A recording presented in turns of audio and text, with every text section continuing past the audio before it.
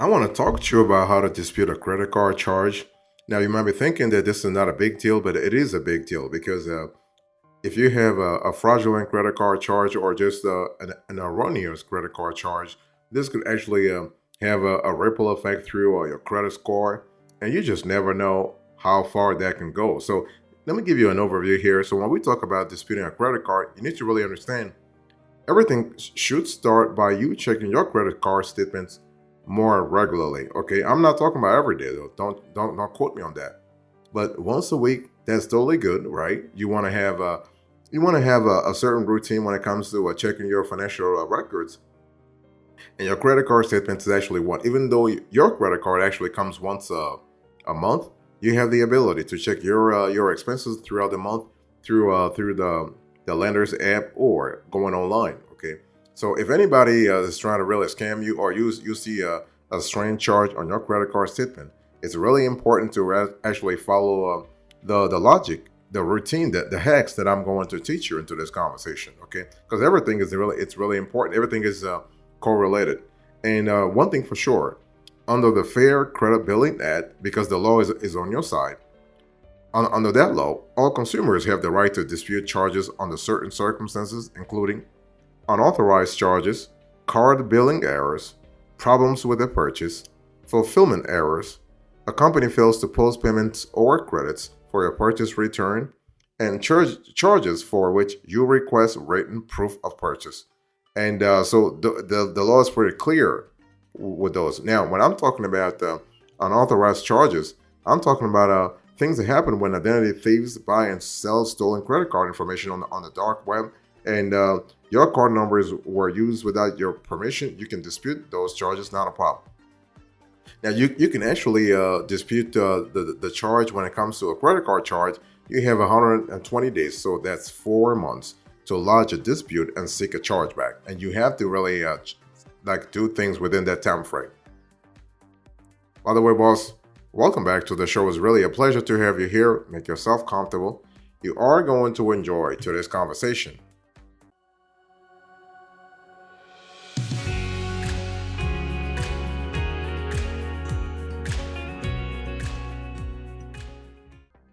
Let me give you the steps you need to really take here. If you are trying to dispute a credit card charge, it's important to first check your credit card statement for unrecognized charges. That's what I just told you in terms of the frequency. So this can be weekly, this can be daily, this can be bi-weekly, this can be a monthly.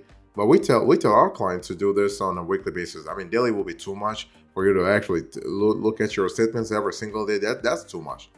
But on a weekly basis, the whole thing takes 2 to 3 minutes.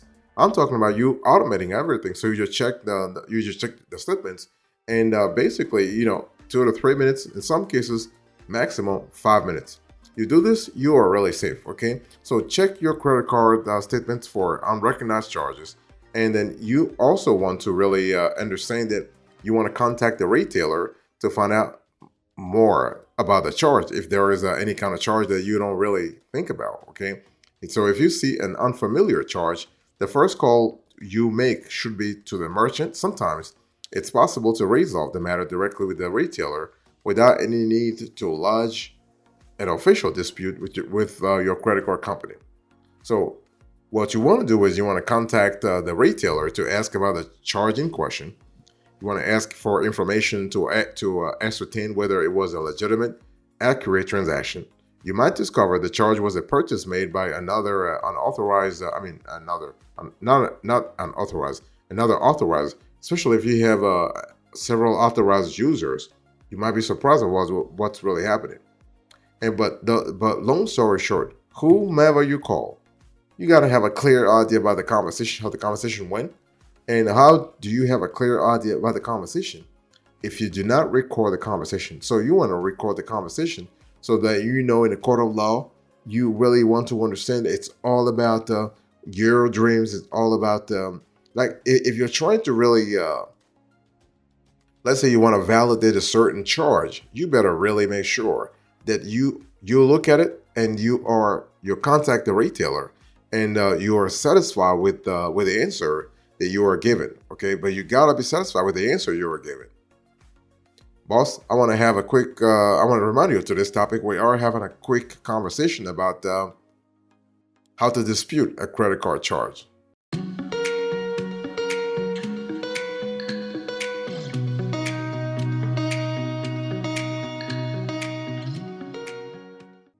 The next thing you want to do here is to gather your evidence. Okay, so if you're talking about disputing a credit card charge, you better have a, I think substantiated data that really proves that you're really right. Okay, so if you can't solve the dispute with the merchant, the next step is to dispute the charge with your credit card issuer. But before submitting an official dispute letter, you must gather your evidence because everything revolves around the evidence. Okay, so you want to collect billing statements with any disputed transactions. You can highlight and annotate the charges in question. So that's really good. You could also speak with other authorized cardholders to ensure that you have all the information. And you want to collect return receipts, emails, and screenshots of any communications relating to the dispute that you've had with the merchant. So the whole thing is you have to really convince the merchant that you are actually in your right to actually dispute the charge. You want to organize your evidence in a clear, easy to read reports that proves you made a reasonable, good faith effort to resolve the matter with the merchant. So remember that you got to really start with the merchant. So before you actually, I would say, amp up the pressure, if you will, you really want to go the amicable way. You want to talk to the merchant. You want to review your rights regarding unauthorized charges. The cool thing is the law is on your side. So when we talk about disputing charges, you are really, really right.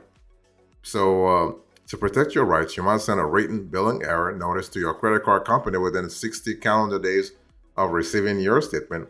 So again, we're speaking here about 60 calendar days. You can still dispute a charge even if you have already paid for it, although you won't get the money back until the card company determines you are right in the first place. Okay, and whether they actually determine you are right, everything revolves around the evidence. So if the card issuer rules in your favor after the investigation, the charge must be removed from your bill. If the card issuer rejects your dispute and deems the bill correct, it must explain the reason in writing. It has to be in writing, okay? Don't actually accept any kind of verbal communication, no. Also, the card company must confirm how much you owe and when the payment is due.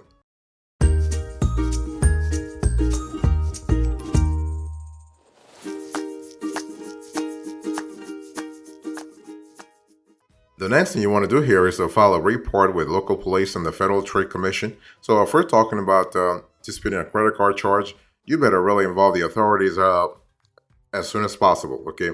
Don't actually wait too long before you file a report with local police. Now, the reason why you are actually bringing law enforcement into the whole equation is for you to actually beef up your case, okay?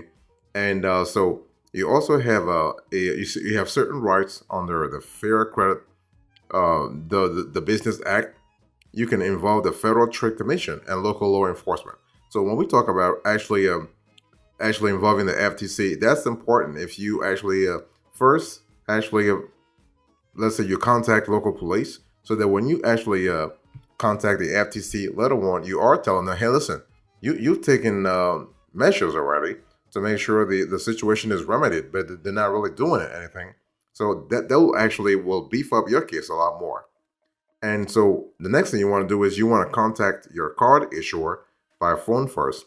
So before submitting a credit card dispute letter, you can get some basic information in a phone call. Everything can happen in a phone call.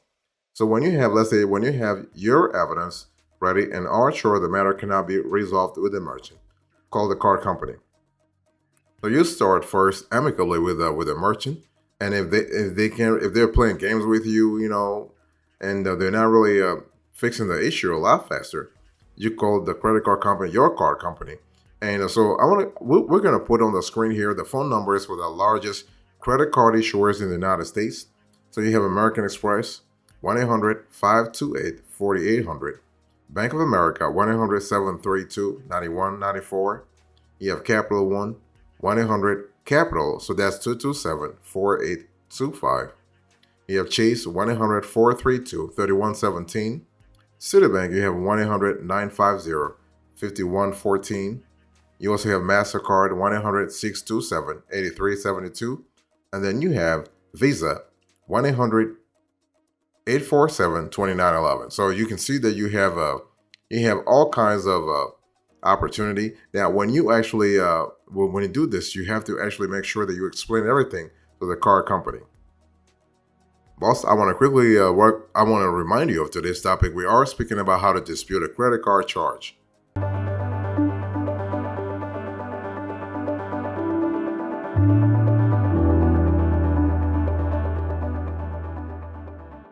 The next thing you want to do here is to follow up right away with a dispute letter. So when you contact, let's say you contact your card issuer by phone first, you want to have a dispute letter as soon as possible. Remember, you have less than 2 months to actually make sure that you actually are filing charges. You are filing your complaints. So you want to follow up with the dispute letter after you call your card company. This written notice to the card company is an official record of your complaint. And so here is what to include in your dispute letter. We'll put this on the screen so you have a clear idea what I'm speaking about. So I'm speaking about you putting in your dispute letter your full name, your account number, the date of the disputed charge, the dollar amount of the disputed charge, and you also got to have an explanation of why you believe the charge is incorrect or was incorrect in the first place. And you got to have supporting documentation that proves your case, right? It's all about substantiating anything you are saying. In other words, if for instance, let's say you were charged for a transaction at a New York store or a New Jersey store, but you have evidence that you were in California or Wyoming for that matter. At that time, you want to include the relevant copies of receipts, photos, hotel reservations, and so on and so forth. You also got to have your FTC report and a copy of the police report if applicable. And you want to check in after 15 to 30 days. So you want to follow up with your card company to make sure that they have done their investigation. And so when we talk about disputing a credit card charge, everything actually becomes the responsibility of the credit card company, right? They're the one to actually say, listen, I've done my research. I think that this charge is fraudulent. They are going to be the one actually deciding in the end whether or not your claim is valid or not. So you want to wait at least 15 days after you send the letter. If you don't receive a response, make contact with the company via phone, email, or the company's online customer support portal. And you want to ask for an update on the status of the dispute. Specifically, you want to confirm whether the company received your letter and whether or not you have provided enough evidence to support their investigation. And it's important also for you to keep a log that details all communications with your credit card company. You want to note things like the date, the time, the support representative's name, so the person you spoke to, as well as a summary of the conversation. That way, if things were to actually go, really far, let's say to court, at least you have a clear idea of what happened in the first place. And you also want to submit a complaint to the Consumer Financial Protection Bureau. So we're speaking about you actually haven't tried everything, right? And this is the last resort. This is the last resort. If you call the credit card company and the retailer and still reach no resolution, this is not the end of the line. And you have the right to bring a lawsuit if you believe the credit reporting company violates the FCRA. If found guilty, the company can be held liable for actual damages and attorney fees. So you can file a complaint by visiting consumerfinance.gov/complaint to file a complaint online, or you can call 1-855-411-CFPB, so 2372.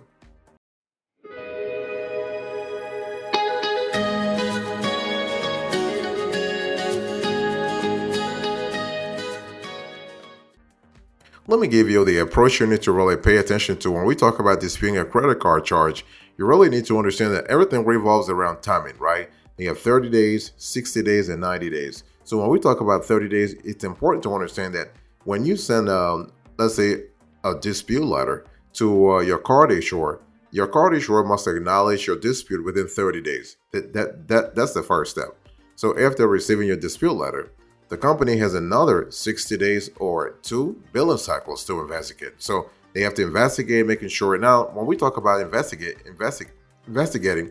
we are speaking about also, let's say, the tone of your dispute letter, but also the circumstances surrounding that the charge that you are disputing, the charge or charges that you are disputing. So we're speaking about looking at the amounts, for instance.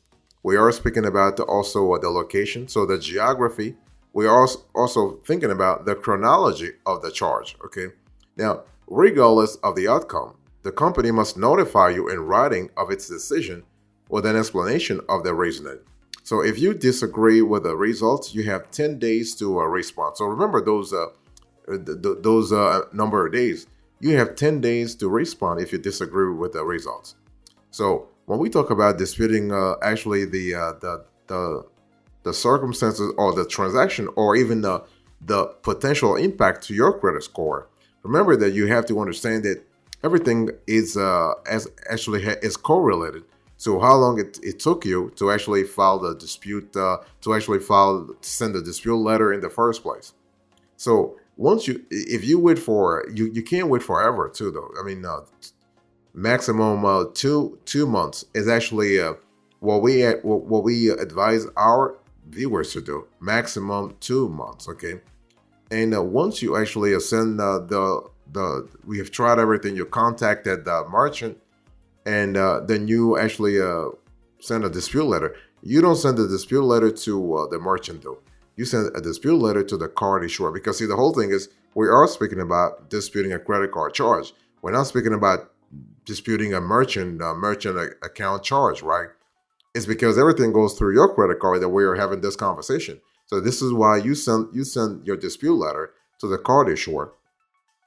And as I just said to you, the card issuer has a month. We're speaking about 30 calendar days to acknowledge your dispute. And and they have 2 months or 60 calendar days to actually investigate and decide. So the law gives them twice as much to actually make sure they are on the right path when they get back to you. Okay, and so the card issuer actually will make their decision after 60 days, and you have the right to appeal the card issuer decision. If for any reason you're not comfortable, you're not happy with the decision or the outcome, if you will, you have 10 days. So that's the latter part of, the last part of this leg of circumstances that you need, especially around timing. So you have 10 days to respond. Okay. Remember that, long story short, you are not responsible for paying the charge or any interest that accrues throughout this time frame.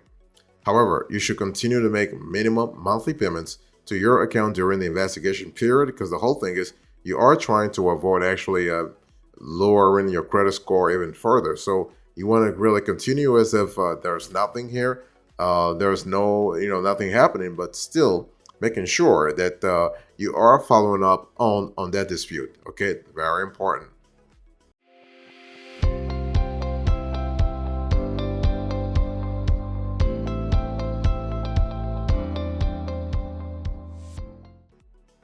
So when we talk about disputing a credit card charge, remember that some credit card charges might be the result of scamming, okay, or scammers, if you will.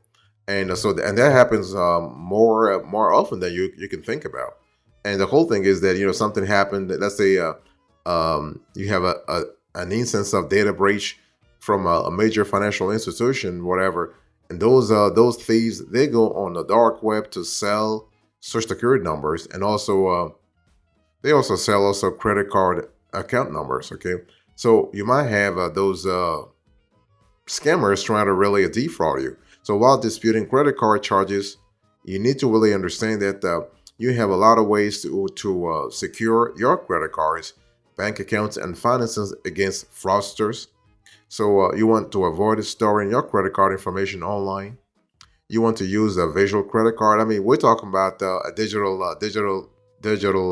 credit card. You only share your credit card numbers on reputable sites.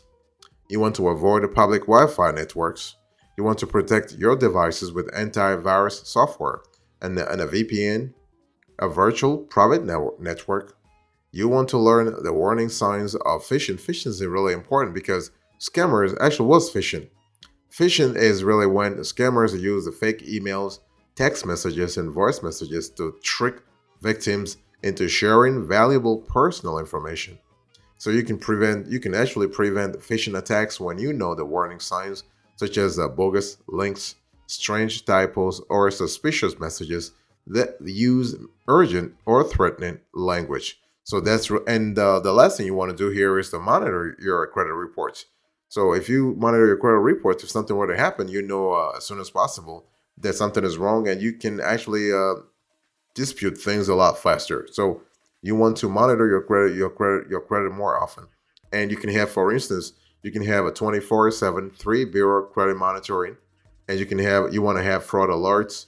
You know, you want to have VPN and antivirus software to protect your devices against malware, spyware, and ransomware. You want to have ransomware threats usually come from those scammers. And you also want to have a 3 bureau credit monitoring service that actually has surveillance under or surveillance into the dark web, so that you are able to know in real time or near real time, you are able to receive alerts if any of your personal financial information is circulating on the dark web. You also want to understand that when you go with a 3 bureau credit monitoring service, if you will, you are able to qualify for up to $1 million insurance policy to cover eligible losses due to identity thefts, such as stolen money, credit cards, and passports. So that's just really cool.